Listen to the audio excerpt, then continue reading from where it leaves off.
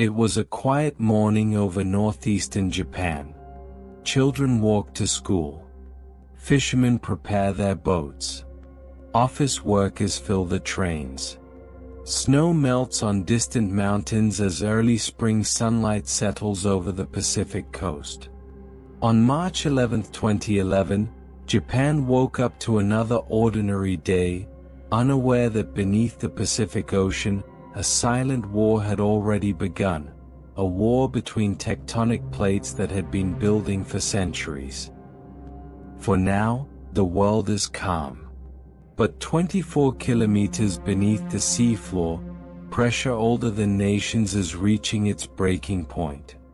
Beneath Japan stretches one of the most dangerous geological boundaries on Earth, the Japan Trench, where the Pacific Plate is forced beneath the North American Plate.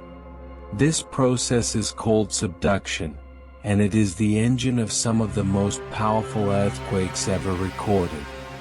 For hundreds of years, the Pacific Plate has been grinding downward at 8 to 9 centimeters per year, sticking, locking, bending the overriding plate like a spring stretched too far. Pressure builds. Stress increases. Rocks deform. Energy accumulates. Scientists predicted a major quake someday, but no one knew when the final second would arrive. Then, March 11, 2011, 2:46 p.m. The boundary snaps. SFX, deep, violent rumbling.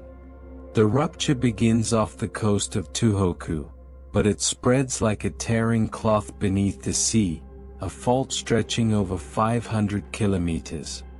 Magnitude, 9.1, one of the largest earthquakes in the history of planet Earth. Buildings sway 3 to 5 meters. Highways crack. Office ceilings collapse.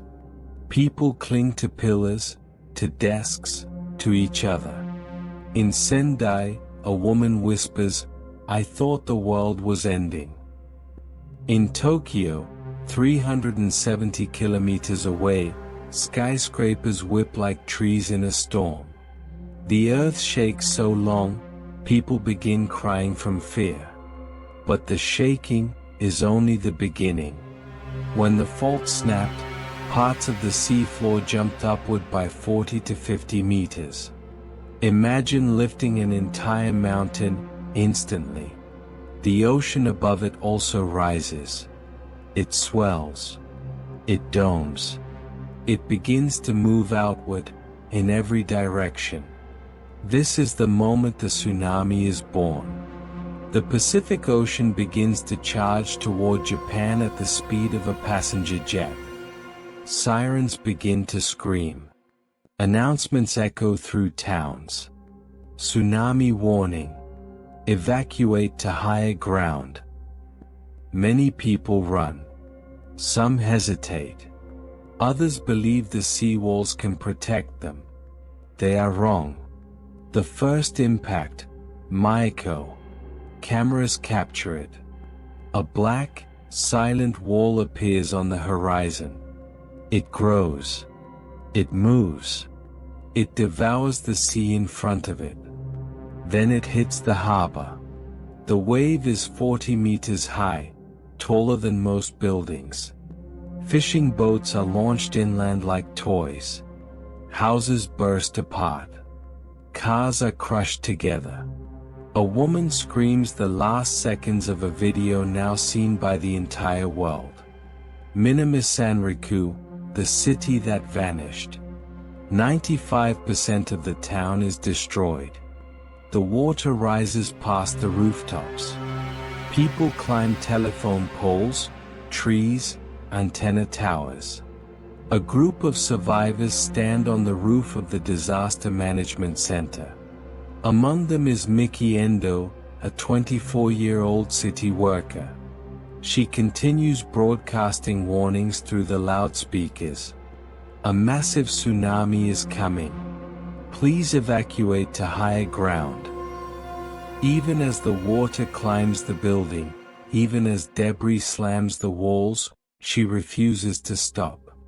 She does not survive, but because of her voice, thousands escaped in time. Miki Endo becomes a national hero. Numa, the burning sea. Here, the tsunami mixes with fuel tanks. The water itself catches fire. Flames burn across the ocean's surface. Houses float while burning. Entire city blocks drift inland, on fire. It is a scene that looks impossible, water and fire destroying a city together. Sendai Airport, the wave that swallowed an airport. People run inside the terminal. They try to escape up escalators to the second floor. Outside, the tsunami crosses the runway like a black river. Cars, buses, houses flow through the airport. The wave bursts through the glass. People scream. Lights flicker. Everything goes dark. Hundreds survive by climbing onto the roof, trapped for hours as the sea surrounds them. Off Yamato, the town where time stopped. The wave climbs up the valley faster than a human can run. Rescuers watch helplessly as entire neighborhoods float away. A firefighter cries, "I could hear voices, but I could not reach them." The miracle of Kameishi students. In Kameishi City, over 2,900 school children survive. Why? Because of the Kameishi miracle, they ran without hesitation. Climbing 3 hills, ignoring adults who told them to stay put. They outran the wave. Only 5 students were lost. It becomes one of the greatest evacuation successes in tsunami history. A fisherman named Endo Shigeo is at sea when he sees it. A shadow. A wall. A horizon rising toward him. He drives his boat directly over the tsunami instead of trying to outrun it. He survives an open ocean while his entire harbor is destroyed behind him. In Rikuzantata, a woman and her granddaughter hide in a house. The water rises to their necks. They break a window. They climb onto the roof. The house floats inland for almost an hour. They are later found alive, clinging to the ruins. Many stay behind to guide evacuations. Some die holding flashlights to show people the route. Others keep rescue boats tied until the rope snaps. In many schools, teachers refuse to leave until every child escapes. At Okawa Elementary School, however, tragedy strikes. 74 children are lost when staff hesitate too long. Japan mourns them every year. Helicopters hover above violent waves, saving people from rooftops. Some pilots fly until they run out of fuel. People break into buildings to rescue strangers. Men form human chains to pull survivors out of the water. A teenage boy carries 2 toddlers up a hill even as debris hits his legs. In Japan, heroism is everywhere, quiet, humble, fearless. The tsunami breaches the Fukushima Daiichi nuclear power plant. Backup generators flood. Cooling systems fail. Hydrogen explosions shake the facility. Workers, later called the Fukushima 50, stay behind, risking radiation poisoning to cool the reactors manually.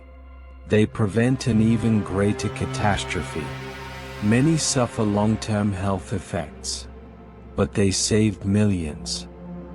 15,899 dead. 6,157 injured. 2,529 missing. Over 450,000 people displaced. Entire towns wiped off the map. Cars lie on rooftops. Boats sit in rice fields. A passenger ship rests on a 3-story building. The coastline is permanently reshaped. But Japan begins to rebuild immediately. Volunteers arrive from across the world. Nations send rescue dogs, helicopters, food, medical aid. Japan bows in gratitude. The world bows in respect. The Tōhoku tsunami was not only a disaster. It was a lesson written in water, a reminder that nature forgets nothing, and a tribute to the courage of those who stood in the face of the impossible. Today, the towns are rebuilding. New seawalls rise. Streets echo with children again. Life returns. But Japan will never forget the day the sea rose. If you found this documentary educational or inspiring, please subscribe to the Geologic Lens, like this video, and leave a comment. Your support helps us bring more powerful stories of natural disasters, survival, and heroism to the world. Watch out for our next episode.